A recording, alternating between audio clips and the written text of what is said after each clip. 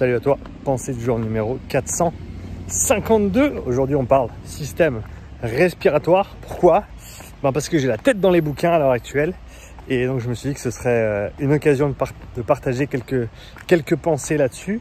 Donc pour te donner un peu de contexte, je travaille finalement sur ma formation qui traite du système respiratoire dans la performance sportive, que j'avais prévu de créer il y a près d'un an maintenant. D'autres projets se sont entremêlés et je me retrouve voilà, un an plus tard à finalement me pencher dessus. Donc hier j'ai commencé à en gros recenser toutes mes notes que j'avais dans tous les bouquins que j'ai lus sur le sujet dans un grand fichier Notion. Et maintenant j'ai basculé aujourd'hui sur les études, les papiers principaux sur lesquels je vais baser ces différentes notions. Et c'est vraiment un grand plaisir de me replonger dans le système respiratoire qui est tellement complexe et tellement intéressant et connecté à tellement d'autres choses. Une des grandes questions que je me posais, c'était jusqu'où je vais, de quoi je parle, qu'est-ce que je laisse de côté, parce qu'il y a tellement de choses dont je pourrais parler. Mais en gros, la structure générale que j'ai à l'heure actuelle et qui va certainement être modifiée au cours des prochains jours et des prochaines semaines durant la construction de cette formation. Mais en gros, on va avoir 4 modules principaux. Le premier, ça va être le premier va traiter de tout ce qui est de la structure. Donc on va parler des voies respiratoires, des poumons, voies respiratoires, poumons, musculature respiratoire, donc tous les muscles et bien sûr tous les centres de contrôle au niveau nerveux. Donc ça, c'est le premier module. Deuxième partie va traiter des fonctions du système respiratoire.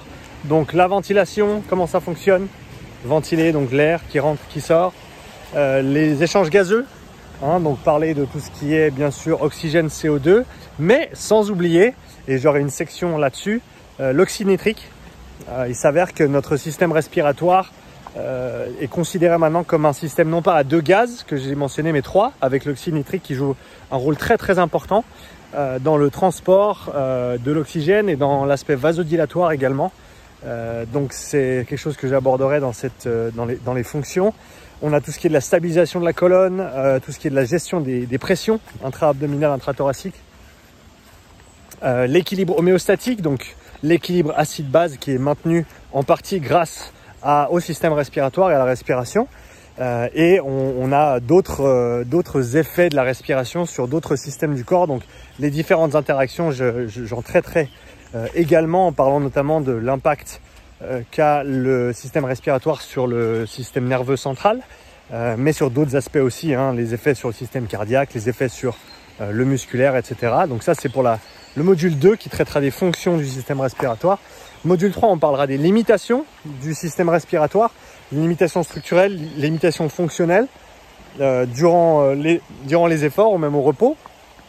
Je viens de terminer la relecture d'un papier de Jerome Dempsey, qui est un des pionniers de la physiologie respiratoire, qui parle justement des différentes limitations potentielles. Il y a certains aspects du système respiratoire qui sont surdéveloppés par rapport à leurs besoins et d'autres qui sont légèrement sous-développés. Donc j'en parlerai dans cette 3e section. Et dans la 4e section, qui commence à devenir assez conséquente, on parlera de l'entraînement du système respiratoire. L'évaluation, ça c'est quelque chose que j'ai rajouté, l'évaluation et l'entraînement du système respiratoire. Je me demande si peut-être ces deux, je les sépare et je fais un module évaluation du système respiratoire, un module entraînement du système respiratoire. C'est bien possible qu'on passe à 5 modules du coup. Et dans l'évaluation, on va parler test de spirométrie, donc la fonction respiratoire.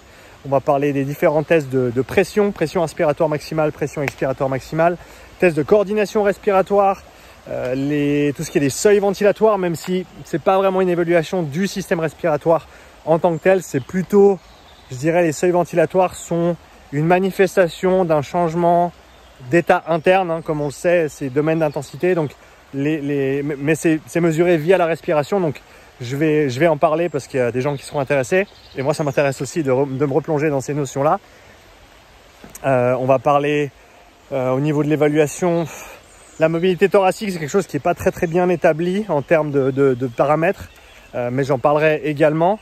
Et après, pour tout ce qui est entraînement, là il y a du boulot. J'ai déjà pas mal de sections, tout ce qui est du contrôle et de la conscience respiratoire, tout ce qui est de manipulation de différentes positions du corps pour influencer la respiration dans un sens ou dans l'autre, tout ce qui est du travail de tolérance au CO2, donc tout ce qui est du travail d'apnée, etc., qu'on retrouve notamment dans le livre The Oxygen Advantage, le pire titre de l'histoire des livres, simplement parce qu'il parle à longueur de temps de CO2 et le titre il dit oxygène. Mais je le comprends, si les gens ils avaient dit, s'il avait appelé ça the Carbon Dioxide Advantage, les gens ils auront dit mais c'est quoi ça, le monoxyde de carbone c'est du poison, pourquoi est-ce que je lirais ce livre? Donc je comprends le rationnel derrière, mais je digresse. Donc tout ce qui est tolérance au CO2, entraînement de résistance respiratoire, donc avec plusieurs, que ce soit des outils, que ce soit différentes contraintes externes, comme avec des charges, avec un gilet lesté. Je veux dire, il y a plein de manières de le travailler que je vais explorer et qui sont très intéressantes. Je parlerai aussi bien sûr de tout ce qui est du travail de coordination respiratoire, avec notamment le Breathe Way Better, et de quelques notions de manipulation stratégique de la respiration dans un contexte de compétition ou de performance. Donc ça, ce sera aussi un des sujets abordés dans l'aspect entraînement respiratoire. Donc voilà où j'en suis à l'heure actuelle. Comme je t'ai dit, j'ai recensé la majorité de mes notes des bouquins. Je passe maintenant en revue les différentes études et les différents articles, les différents podcasts que je vais revoir également. Ce qui ressort pour l'instant, c'est vraiment la complexité du système respiratoire, dans quelle mesure il impacte tous les autres systèmes du corps. Un système nerveux, je t'en ai parlé juste là. Système cardiovasculaire également, qui est grandement impacté par la respiration, à plusieurs niveaux, hein. Le système musculaire pour tout ce qui est de la disponibilité de l'oxygène, de la régulation de tout ce qui est des ions d'hydrogène, du CO2 produit, etc. On a véritablement un impact du système respiratoire sur tous ces différents systèmes physiologiques. Ce qui en fait un système qui est absolument fascinant, en tout cas pour moi. Si tu es encore là avec moi, c'est que toi aussi peut-être tu trouves ce système fascinant. Et dans la foulée aussi, étant donné que dans 3 semaines, j'ai le séminaire avec Training Therapy qu'on donne à Rennes, séminaire sur 2 jours, qui sera adapté pour les kinés, qui sera disponible également en enregistrement une fois le week-end terminé. Je vais devoir condenser tout ça pour que ça tienne sur une petite journée, parce qu'on aura une journée et un quart sur la réathlétisation dans tout l'aspect cardio, PPG, pour des coureurs, pour des cyclistes, pour des sportifs de sport co, pour les joueurs de sport co, etc. Et le deuxième jour qui sera sur la respiration, mais pas en entier. Donc je vais devoir bien choisir quel morceau je mets en avant durant ce week-end de formation. Et donc je construis ce week-end, où la première journée est déjà construite, je construis ce deuxième jour en parallèle à la construction de la formation complète sur le système respiratoire. Donc un travail plutôt bien relevé, mais en tout cas c'est un plaisir de me replonger dans toutes ces notions là. Il y a des chiffres qui ressortent aussi. 300 millions d'alvéoles qu'on a dans les poumons, 300 millions d'alvéoles, une surface d'échange entre l'alvéole et les capillaires pulmonaires, donc le sang, qui est de l'ordre d'un demi-terrain de tennis, ce qui représente entre 35 et 40 fois la surface du corps humain. Et il s'avère que, et ça on le sait, hein, mais je trouve toujours fascinant quand on lit ces choses-là, les alvéoles sont organisées selon une géométrie fractale que l'on retrouve dans plein d'autres corps vivants. Mais c'est une des choses qui fait qu'on arrive à caler autant de surface à l'intérieur de notre petit thorax, à savoir que les poumons vont même pas jusqu'en bas du thorax, hein, ils vont à peu près jusqu'à la moitié. Et donc tu as une surface équivalente à un demi-terrain de tennis qui est replié à l'intérieur de ton thorax. C'est absolument fascinant. Et ce qui est super intéressant aussi, et peut-être contre-intuitif au départ, c'est de se dire que le poumon lui-même, en fait, il ne change pas. À moins qu'il se dégrade à cause de pathologies ou d'accidents, le poumon en lui-même ne peut pas changer. ce n'est pas quelque chose d'entraînable, c'est quelque chose de fixe. Et donc tu as les poumons avec lesquels tu es né, plus ou moins. Et c'est pas les poumons que tu vas pouvoir entraîner. Si tu es né en altitude, tu as un avantage. Mais il semblerait qu'au niveau du poumon, c'est pas quelque chose que tu puisses développer du tout.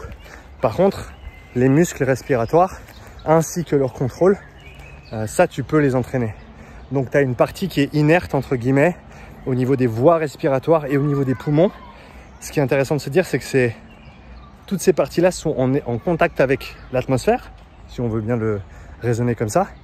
Et c'est des choses qu'on ne peut pas changer parce qu'elles sont techniquement à l'extérieur de nous. Alors, elles sont à l'intérieur parce qu'elles sont refermées, si on veut bien, ou repliées à l'intérieur. Mais au final, c'est quelque chose qui est en surface ou en contact avec l'extérieur. Alors que tout ce qui est en interne, tout ce qui est au niveau nerveux, au niveau du contrôle, hein, avec tous les nerfs qui innervent les muscles respiratoires et les muscles en eux-mêmes, eux peuvent être changés, être améliorés, être entraînés, comme tout autre muscle en fait. Un muscle respiratoire, c'est un muscle comme un autre. Et donc tu peux le contracter, tu peux le fatiguer, tu peux donc l'entraîner. Il va donc s'adapter. Donc voilà un petit peu où j'en suis avec tout ça.